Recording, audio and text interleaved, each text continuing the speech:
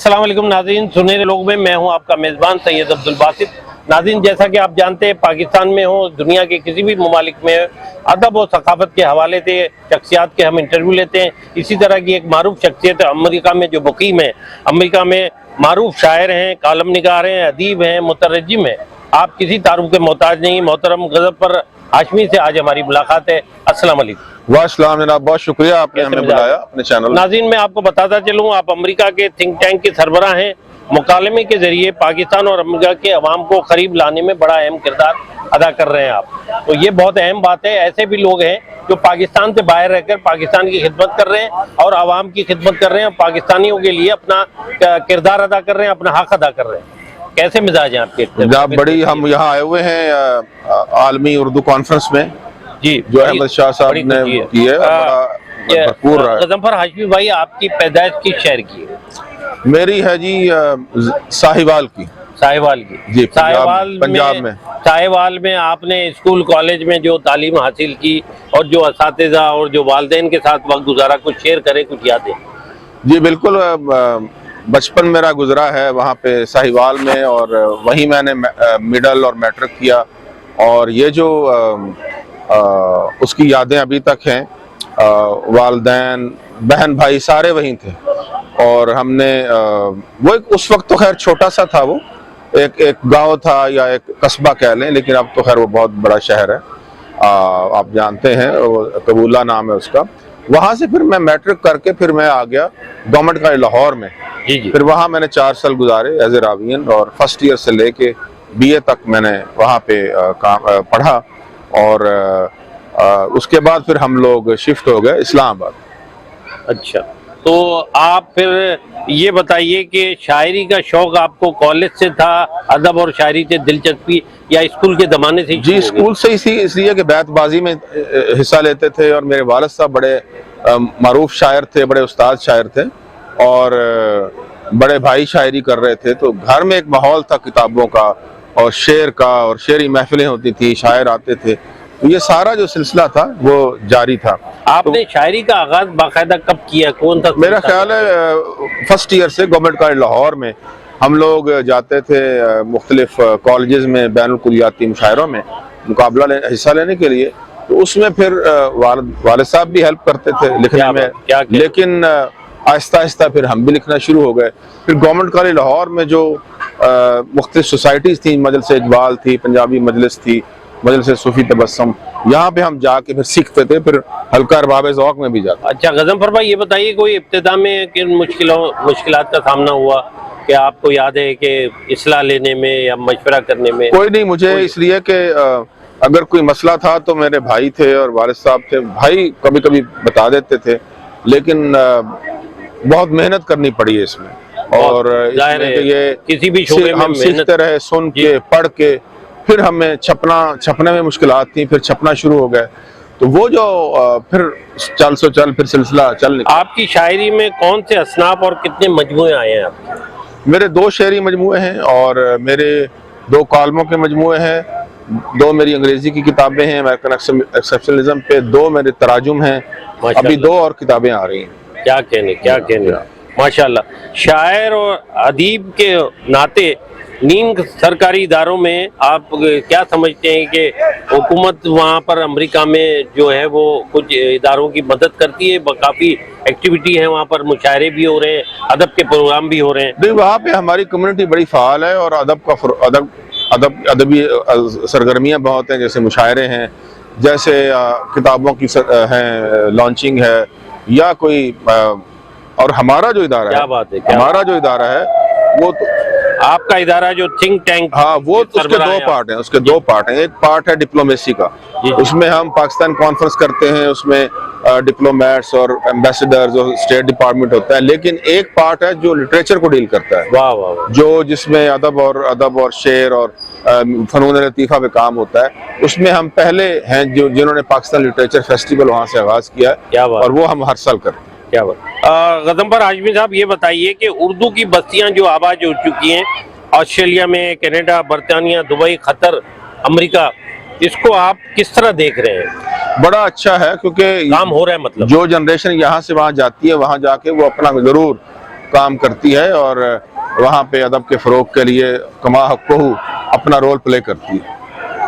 آپ محافل میں ادب و شاعری کس ملک کی ادب کو زیادہ پسند کرتے ہیں؟ بہت سارے ممالک کا دورہ کیا ہوگا آپ نے، کون سا آپ ممالک ایسے دیکھ رہے ہیں جن میں ادب اور شاعری بہت بھرپور طریقے سے ہو رہی ہے؟ میرا خیال ہے امریکہ اور جو یو کے ہے اس میں کافی، اور کینیڈا، یہ ایسی ہیں جگہ جہاں پہ بہت زیادہ کام ہو رہا ہے، اور اب تو یو اے ای میں بہت کام۔ غضنفر ہاشمی صاحب، آپ شاعری و ادب کو اپنی زندگی میں کس طرح دیکھتے ہیں؟ میرا خیال ہے کہ اگر میری زندگی تو شعر و ادب کے ساتھ وابستہ ہے، اگر ہم شعر نہ کہیں یا ادب نہ لکھیں یا پڑھیں تو ہم تو بالکل کچھ بھی نہیں ہیں۔ اچھا، بہت سارے لوگ یہ پوچھتے ہیں یا جاننا چاہتے ہیں کہ آپ کے نزدیک ادب و شاعری کی اصل تعریف اور اعلیٰ معیار کیا ہے؟ میرا خیال ہے ہر وہ تخلیقی فن پارہ جو اپنے وقت سے ٹرانسینڈ کرتا ہے، اوپر اٹھتا ہے اور مختلف زمانوں کو وہ ڈیل کرتا ہے، وہ اچھا ادب ہے۔ دوسری بات یہ ہے کہ ادب کو وہ زندگی کو وہ ریپرزینٹ کرتا ہے، کرداروں کو اور اپنے غموں کو، دکھ سکھ کو۔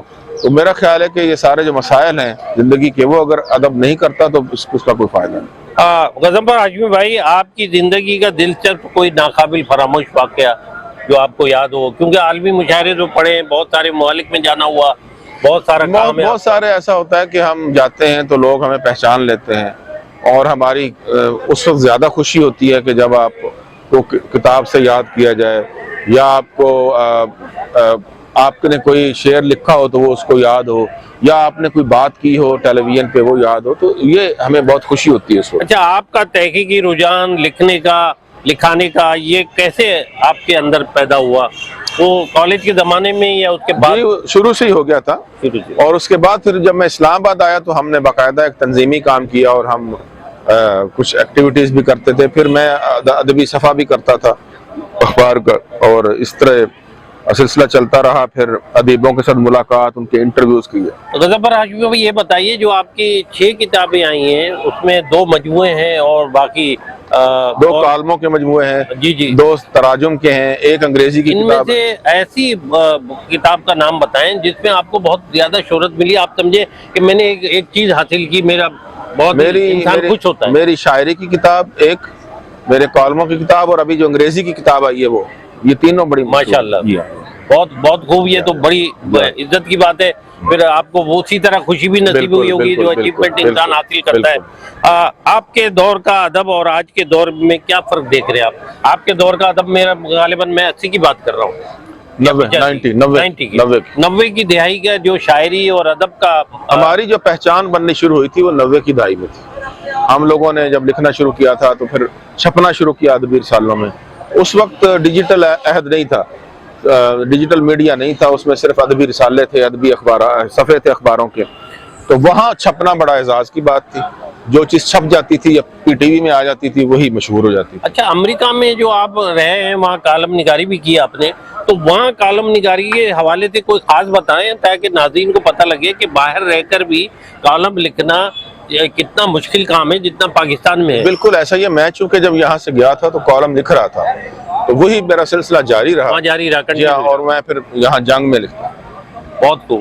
تو وہاں کوئی ایسا ہوا کبھی واقعہ کہ کوئی کلیم کیا ہو یا کسی نے کوئی دھمکی دی ہو؟ نہیں، کوئی ایسا نہیں، وہاں ایسا سلسلہ نہیں ہے امریکہ نہیں، میں، ماشاءاللہ بہت کامیابی سے ابھی تک جاری ہے۔ بالکل۔ اچھا، اب غضنفر ہاشمی بھائی یہ بتائیے کہ آپ آج کل دیکھ رہے ہیں کہ نئے شعراء اور شاعرات آ رہے ہیں، ادیب آ رہے ہیں بہت سارے، وہ چاہتے ہیں کہ شارٹ کٹ سے ہم جلدی مقام حاصل کر لیں، تو آپ کیا دیکھ رہے ہیں کہ کیا کمی ہے ایسا آج کل کے لوگوں؟ نہیں ہو سکتا، شارٹ کٹ کسی بھی شعبے میں ممکن نہیں ہے۔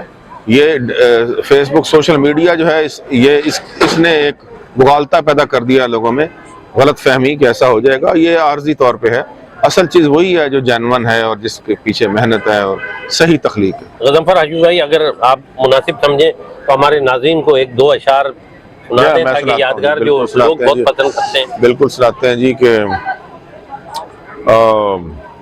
کہیں آنکھیں کہیں چہرہ ہمارا، کہیں آنکھیں کہیں آنکھیں کہیں چہرہ ہمارا، واہ، پڑا ہے ہر طرف ملبہ ہمارا، پڑا ہے ہر طرف ملبہ ہمارا، کھڑے ہیں کشتیاں لے کر کنارے، खड़े हैं कश्तियां लेकर किनारे, हाँ। जहां ले जाए अब दरिया हमारा, जहाँ ले जाए अब दरिया, जहां ले जाए अब दरिया हमारा, और बज़ाहिर हुक्मरानी है तुम्हारी, बज़ाहिर बज़ाहिर हुक्मरानी है तुम्हारी, वाह दिलों पर है मगर कब्जा हमारा, वाह वाह वाह वाह दिलों पर है मगर कब्जा हमारा, वाह और तुम्हारा नाम लिख लेते हैं जिस पर, वाह तुम्हारा नाम लिख लेते हैं जिस पर, वाह बहुत चलता है वो सिक्का हमारा, वाह बहुत चलता है वो सिक्का हमारा, और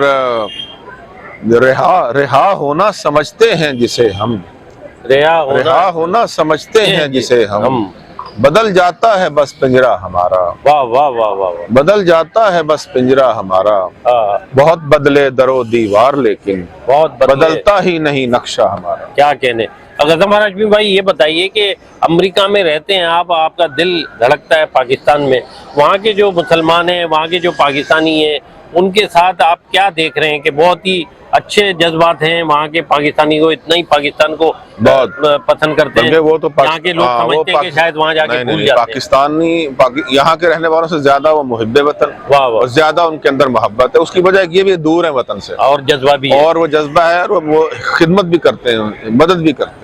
बहुत शुक्रिया गज़नफ़र साहब। हमारे साथ नाज़रीन मौजूद थे अमेरिका में मुकीम और बहुत ही मारूफ शायर, अदीब और कालम निगार, नक्काद मोहतरम जनाब गज़नफ़र हाशमी साहब, जो अमेरिका में गुज़िश्ता कई साल से मुकीम है। हमारी खुशकिस्मती है, उनसे बहुत तफसीली बातचीत हुई, और फिर किसी और शख्सियत के साथ फिर मुलाकात होगी।